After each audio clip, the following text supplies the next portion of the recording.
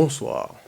Eh bien, moi c'est Pana, les initiales de Patrick Arthur, on attend un. Si vous avez compris, c'est bon. Si vous n'avez pas compris, tant pis. Et d'ailleurs, on s'en fout. Mais vous pouvez m'appeler le Hariban, pour faire plus simple. Ok. Donc aujourd'hui, j'ai envie de parler d'un sujet que je trouve intéressant. Et j'espère que vous allez le trouver intéressant aussi.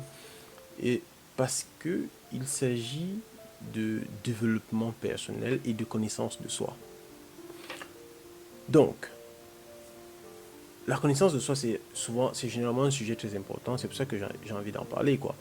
Donc, euh, nous allons parler de ça parce que généralement, l'homme a tendance à se regrouper, en, à se mettre en groupe, quoi. On va dire ça comme ça.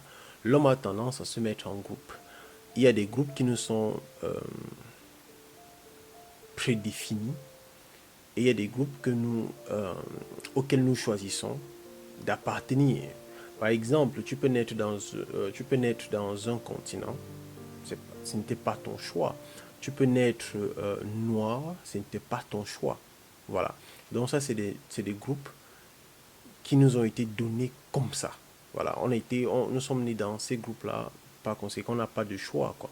Et puis, il y a des groupes auxquels on décide d'appartenir. Par exemple, tu peux décider d'appartenir à une association, tu peux décider d'appartenir à une religion, tu peux décider d'appartenir. Il y a des groupes de ce genre.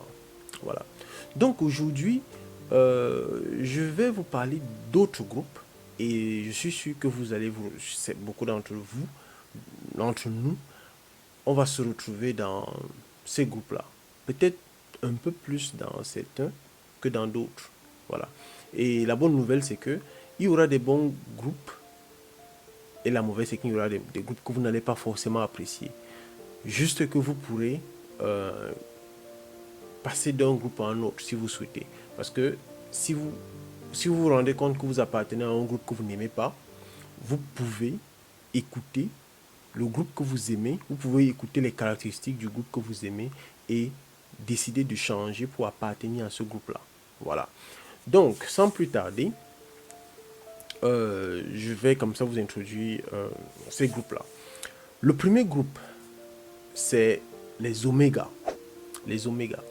Eh bien, les omégas, c'est un groupe de personnes généralement au-dessus de la moyenne de côté intelligence. Voilà. C'est des personnes un peu plus intelligentes, quoi. Un peu plus que toi et moi. Ok. Donc, c'est des personnes qui lisent beaucoup, qui lisent des livres qui concernent des astres, d'autres planètes, les fourmis, comment est-ce que les chenilles se reproduisent, des trucs comme ça. Voilà. Donc, en fait, des sujets qui ne nous intéressent pas en général. Voilà. Toi et moi, on ne cherche pas vraiment à savoir comment les chenilles se reproduisent, quoi. Donc, c'est ça les omégas. Les omégas, c'est un groupe de personnes un peu au-dessus de la moyenne de l'intelligence. Et ce sont des personnes qui euh, sont dans un monde, on a l'impression que ils rêvent beaucoup, mais se suffisent sont à l'aise dans une zone de confort. En fait, ils se disent, si j'ai à manger, si j'ai à boire, si je peux me vêtir, et si j'ai un toit, eh bien tout va bien. Je n'ai pas besoin de faire plus que ça. Je n'ai pas besoin d'aller au-delà de cela. Voilà. Ils se suffisent avec le minimum. C'est des personnes qui n'ont pas tendance à évoluer, en fait. Dans... Mais parfois, ça arrive qu'ils évoluent, ça arrive qu'ils trouvent un boulot. Et lorsqu'ils trouvent un boulot, ils ont souvent tendance à penser que, parce qu'ils sont très intelligents, du coup, la société ou alors la compagnie à laquelle ils appartiennent ne peut pas fonctionner sans eux. Ouais. Donc, ils oublient un peu que la compagnie a fonctionné avant eux et qu'ils peuvent se faire envoyer, ils peuvent se faire virer et la compagnie va continuer d'exister, quoi. Donc, ils sont un peu prétentieux, on va dire ça comme ça, juste qu'ils n'ont pas cette envie d'évoluer, ils n'ont pas cette rage-là de faire mieux.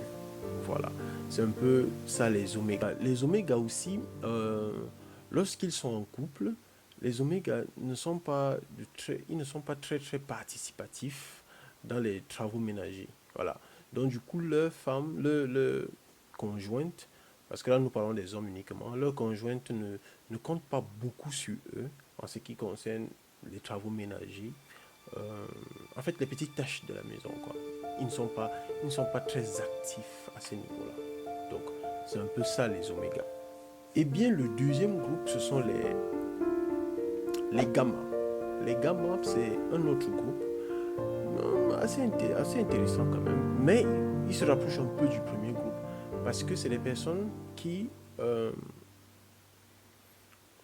qui sont aussi intelligentes, mais peut-être pas aussi intelligentes que les omégas, mais ils sont aussi intelligents. C'est des hommes souvent intelligents qui ont du potentiel. Eux, vous savez qu'ils ont du potentiel. Vous savez qu'ils peuvent faire mieux. Vous savez que ils ont des aptitudes, juste qu'ils ne veulent pas les exploiter. Ils ne veulent pas, c'est juste qu'ils ne veulent pas. C'est pas qu'ils ne peuvent pas, ils ne veulent pas les exploiter.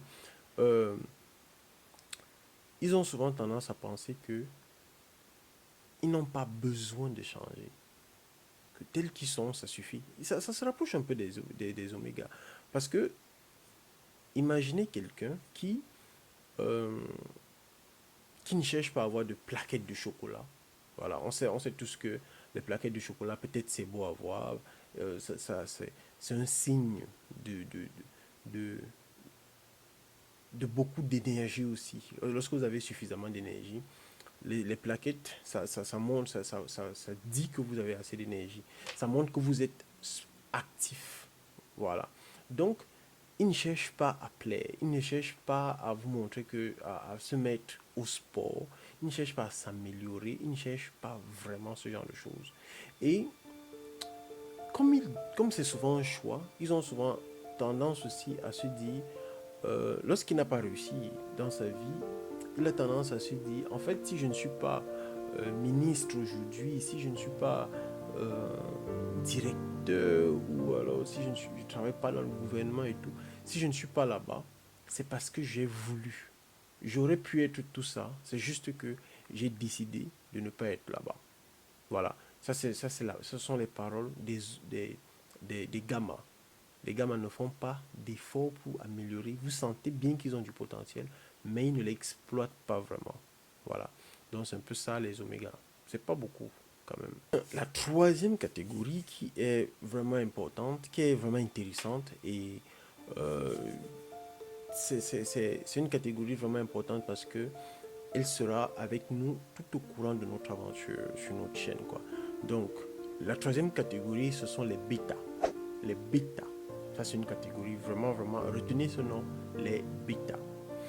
Eh bien, les bêtas, c'est une catégorie de personnes très fermées et très aimables. Quand je dis fermé, c'est pas que c'est des personnes qui vont rester dans leur coin et qui ne parlent pas, qui ne communiquent pas. Non, pas forcément.